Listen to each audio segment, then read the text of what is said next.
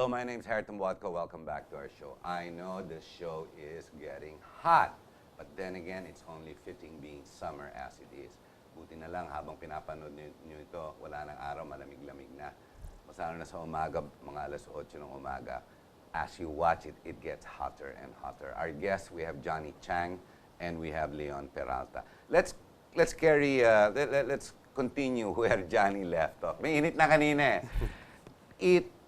In your meeting, and these are all activists, may tumayo at nagsalita, nagkamali ata tayo, ba't tinanggal natin si McCoy? Yes. Please continue. Ang pag pinansin mo si Marcos, mayroon siyang vision. So sinasabi mo walang vision si Pinoy? Well, lumalabas wala. Oh, sige, continue. Okay. I'm just mirroring what hindi. you tell me. Sige. Merong bliss.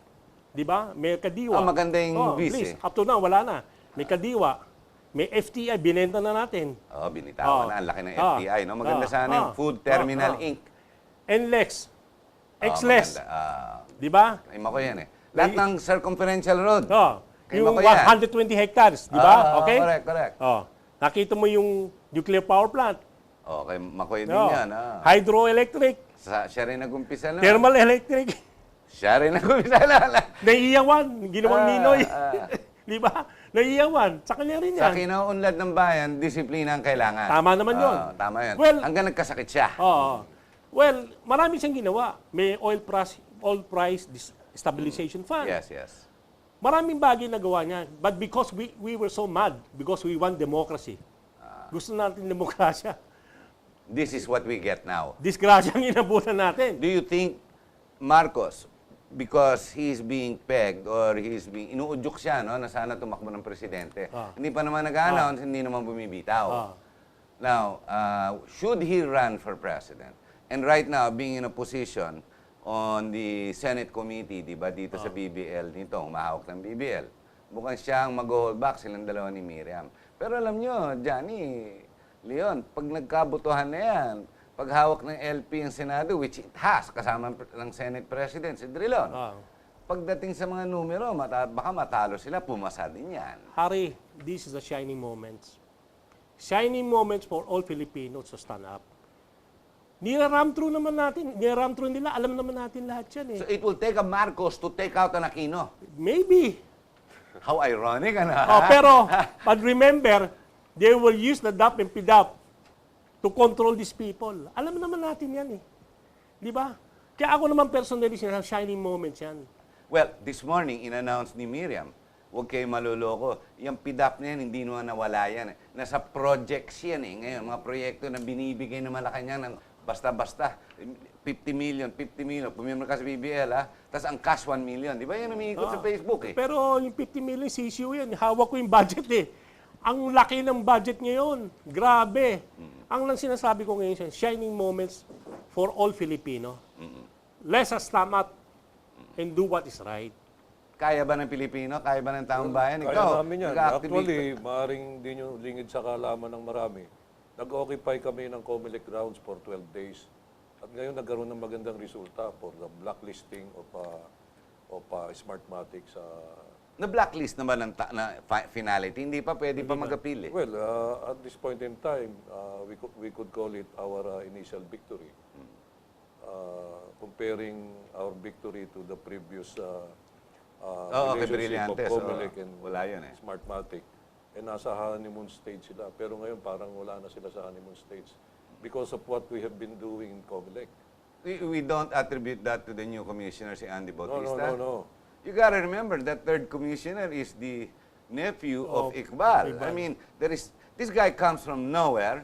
He has no educational real background, no success story, no nothing. All of a sudden, from nowhere in the South, all of a sudden, he's a commissioner. But the Comelec people right there in Intramuros are very aware that there are people who would occupy again the Comelec grounds for 12 days or more. If necessary. If necessary. And, in other words, di kayo papayag. hindi kami papayag. Pag bumalik ang Picos uli, Hindi kami papayag. Actually, part din si Johnny doon sa ginawa naming paglaban sa Comelec. At you could see that in our Facebook account ng Anti-Trapo Movement of the Philippines. Hindi At kaya- this time, Harry, may I add to... Yeah, go ahead. We are planning to occupy again the Senate grounds, maybe next week, to junk BBL. Siguro hindi sila maniniwala na kaya namin gawin to for several days. Just to prove that there are people who are willing to risk our lives and limbs and give time to junk this BBL.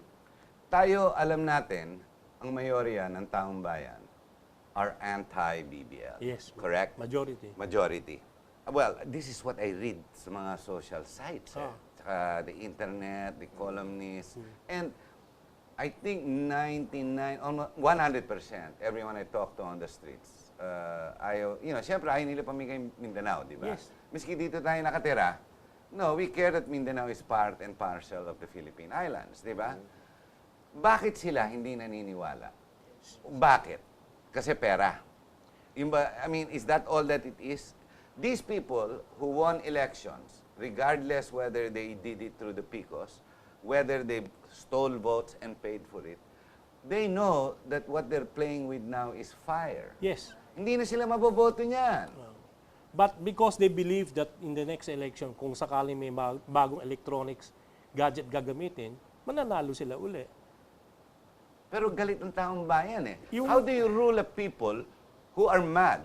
Correct me if I'm wrong. Hindi pwede. Ang thinking kasi ng trapo politics o trapo politicians, it's all about money.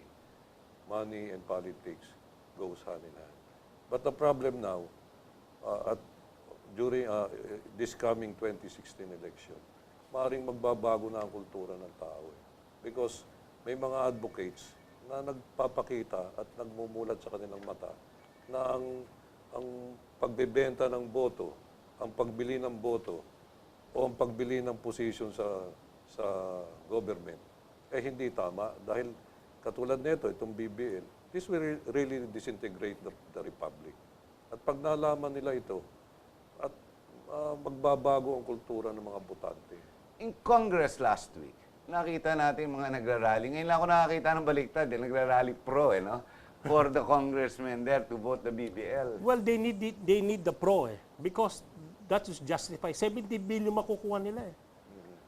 Di ba? 70 billion. Isipin mo, right now, binibigay ng gobyerno sa ARRM 24 billion. Di ba?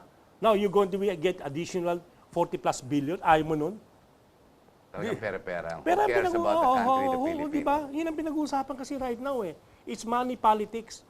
Kaya Pero, kasi, pag ikaw ay isang representative, isang congressman, hindi ka ba matatakot na Alam mo, bumoto Harry, ka na pro-BBL? alam mo, Hindi, ako, kakabahan ako niyan eh. Hari, ang problema kasi walang lumalabas ng tao sa kalsada. Pansinin mo, sa Amerika, pinatay isang black American. Oo, naglabasan ng Amerikano Naglabasan. Dito, 44 na matay. Hinarang pa ng pulis. Ang pinatay pulis, ang nangharang pang pulis. Alam mo, kaya hindi ako sumama sa rally? Kasi senior ako eh. Baka pag dinang mumurahin ko yung pulis eh. Gago kayo. Pinaglalaban namin para sa inyo. Because we care about you. This is the first time people rally for you. Tapos harangin nyo. Haharangin nga eh. Ano ba yan? Walang hiya eh. Isipin mo, gamitin mo yung common sense mo. Maawa ka naman. We are fighting for you. We're not fighting for us. But maybe the dictatorial, authoritative powers that be, that are today, But are that's the right. ones who dictate. No. But there is right and wrong. Well, I think the one in power right now don't know the difference between right and wrong. Hindi, parang ganun eh, no? Ito nga topic na, saan ka ba papunta? Kasi ako hindi ko maintindihan. Actually, Nahuli ka na kay Corona sa pagsusuhol. Nahuli ka na sa RH bill sa pagsusuhol. Hindi lang yun. Yolanda. Oh, Yolanda. Di ka doon. Bahala na kayo sa buhay nyo. Hindi ko naman sila kilala. Hindi, maganda naman, tinayo nila bagong Red Cross building eh. Hindi naman nakita. Dapat palitan yung pangalan nun sa, doon sa EDSA at, ano ba yun, Bonnie? Oo. Dapat gawin nila yung pangalan ng building. Thanks to Hainan. Ganun. actually, going back to history, during the Marcos days, talagang radical kami doon. Radical kami. But after the Marcos era, nakita natin na bumaba ang activism sa kalsada. Why is that? Kasi electronic gadgets? Because of the Facebook. Ngayon, kung titingnan mo, pagka meron kaming mga activities sa labas, ang dumarating yung mga kokonti. Pero napainit nila sa Facebook. Oh, init sa Facebook. Grabe yung Facebook tinatawag nating traditional approach sa tinatawag nating mga pagkilo sa kalsada, hindi na maaaring mangyari pa. So everyone Kasi became because Jose of the Rizal and Facebook, started oo. writing. Facebook. Sila lang. Dumarami ang Facebook advocates eh. Oh, dumandami. Pero kung titingnan natin to, nakakatakot eh. It will be a bombshell during this 2016 election. Baka dumating, baka magulat na lang itong mga trapos na to na wala na sila sa poder. Dahil doon sa gagawin nila sa pagboto sa BBM. Ito, napakalaking issue na to.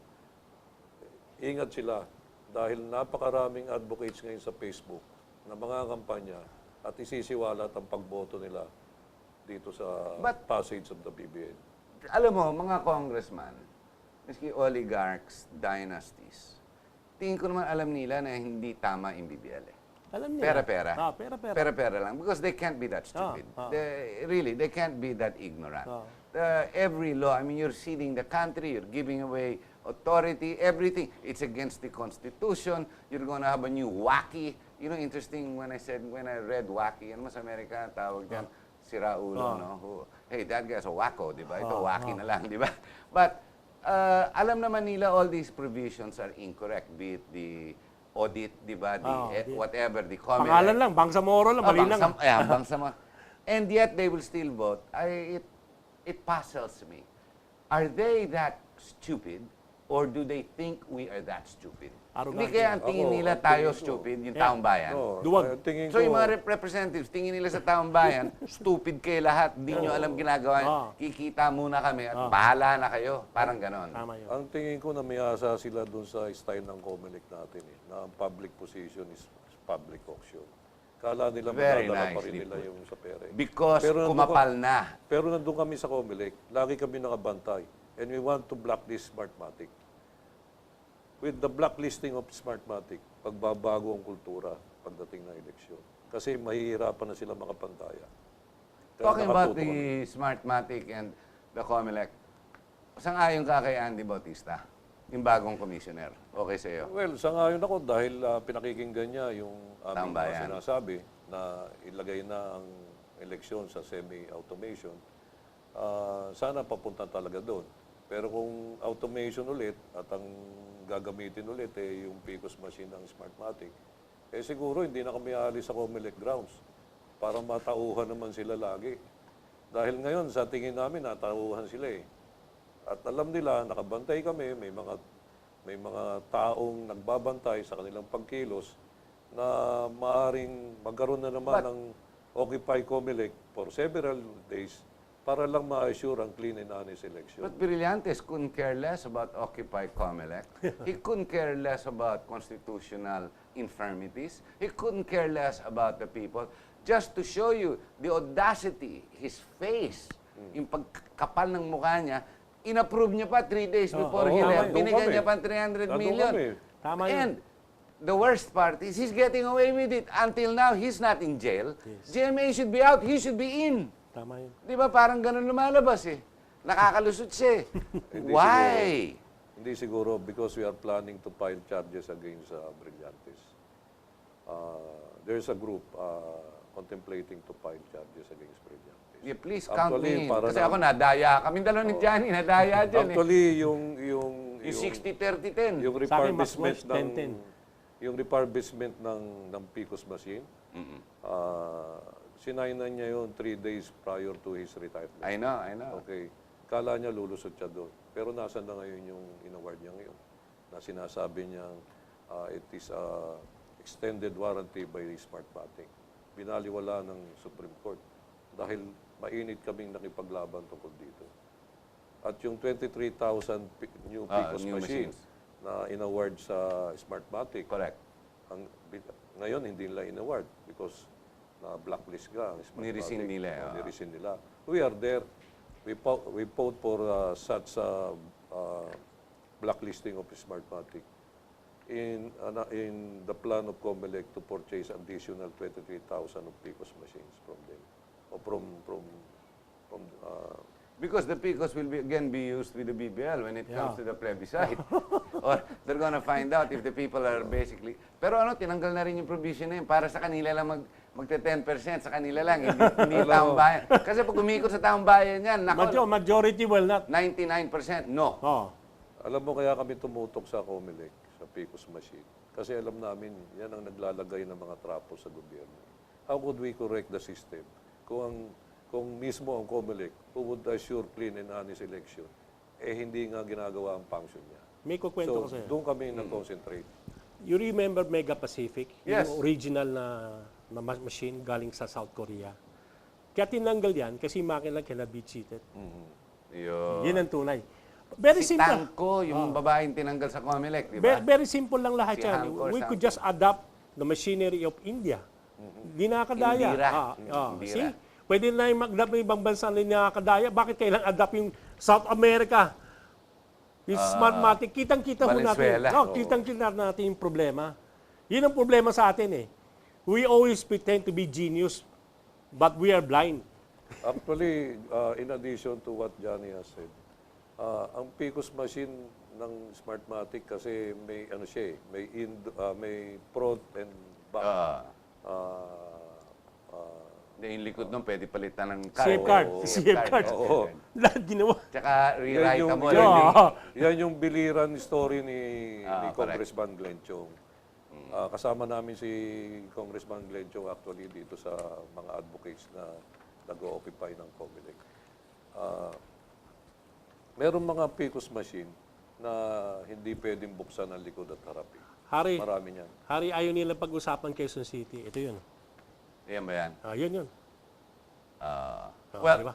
we're gonna have to take a short break, ladies and gentlemen. I told you it's gonna get hot. We'll show that photo when we do come back. But we will slightly make a change when we come back on the topic because I want to touch on the China issue, which is called the creeping invasion. But we'll address that and then we'll go into the China issue. Stay with us.